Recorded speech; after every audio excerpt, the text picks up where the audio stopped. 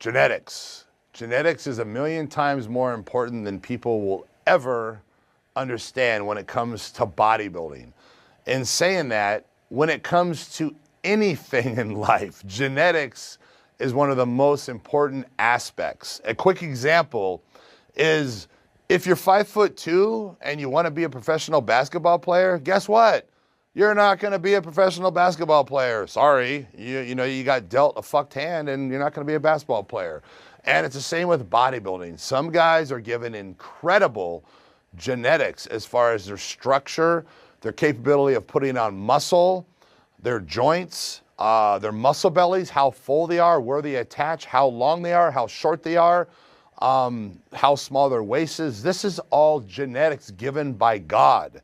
These are things you can't necessarily change. If you have shitty genetics, there's not much you can do. You can become the best that you can become, but to become the #1 bodybuilder in the world, it's probably not going to happen.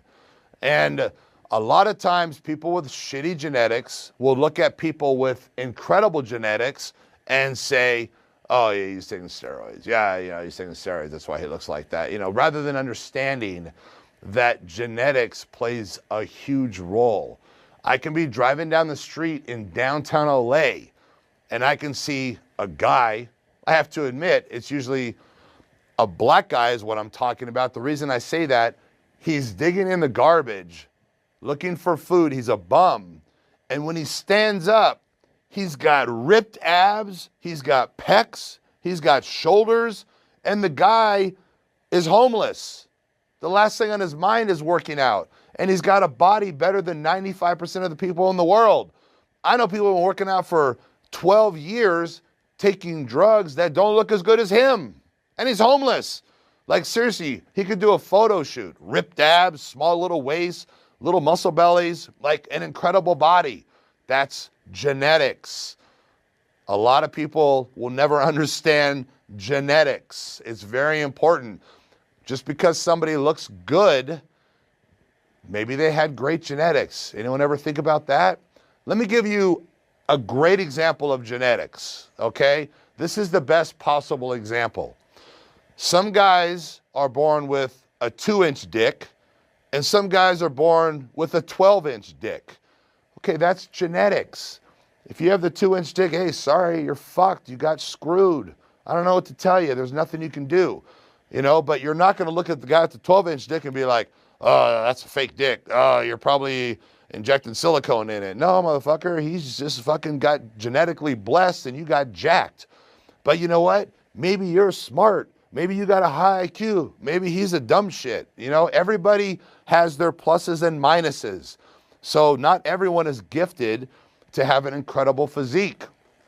So people have to understand this aspect. I've known many people in the world that have been friends of mine that I know for a fact are not taking steroids, that have a physique that I can honestly say is as good, if not better than mine. I've been taking steroids for 25 years. I am not so insecure and fucked up that I can't admit that somebody has a better body than me and does not take steroids. It's a fact. I've seen it. I know about it. And it exists. And anyone out there who sees someone better is always going to say, oh yeah, that's because of this. That's because, no, motherfucker, it's because they work their ass off and because they have great genetics. And just because you ain't shit doesn't mean you have to take away from how great they are. And I'm getting a little off subject here, but genetics is the most important aspect of bodybuilding. And when you see a guy on stage, it's all a visual. It's small joints, full muscle bellies. It's an illusion. Sometimes they come off the stage and you're like, wait a minute, is that the same guy I just saw on stage? Because they're tiny in person. Because it's genetics. It's the bodybuilding illusion. It's having full muscle bellies, small joints so those muscles pop. Take Phil Heath, for instance. Phil Heath is the #1 bodybuilder in the world right now. Do I believe he should be the #1 bodybuilder in the world?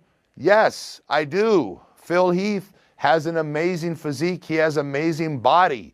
Now, there's guys out there who could stand next to him and dwarf him, make him look like a little boy. But bodybuilding is not about being the biggest. It's about genetics, aesthetics. It's about symmetry. There's a lot to it.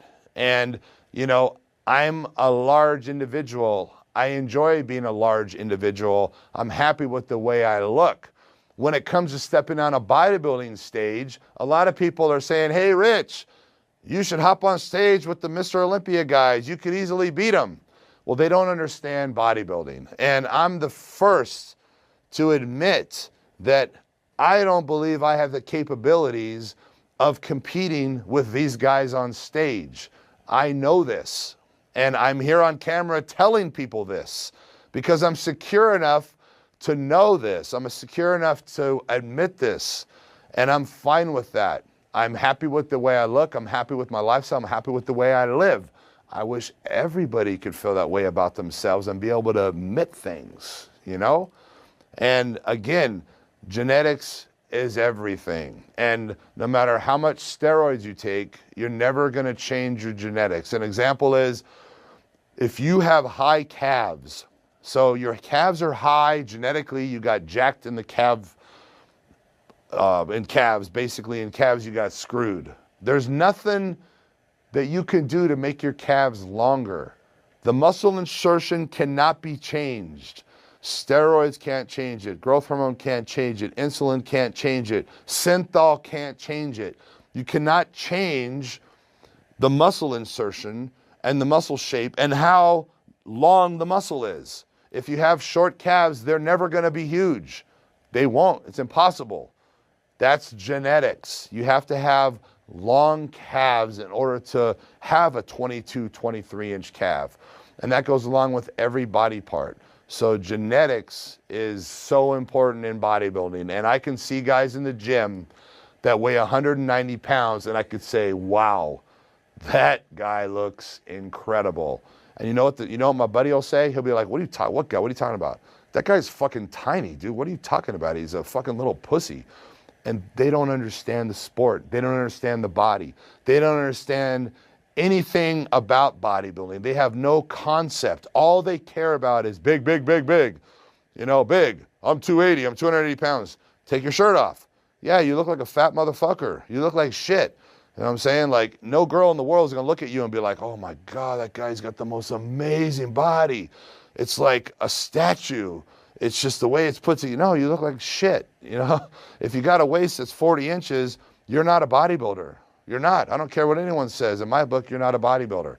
And to me, genetics is everything. And keeping your genetics the way they're supposed to be, not ruining them with drugs. There are certain drugs you take that will thicken the waist, you know, that will give you the steroid gut. My opinion is going that route is ruining your physique, ruining it. So I think I made my point clear how important genetics are. And for the record, I wasn't dealt the best genetics in the world. I've made do the best I possibly can with the genetics I was given. And I was aware of the things I needed to work on. You know, 20 years ago, I realized that my weak body parts needed to be brought up. And I would train my weak body parts 2 or 3 times a week. And my strong body parts, I would train once a week. And I had to do this for 20 years in order to bring my weak body parts up.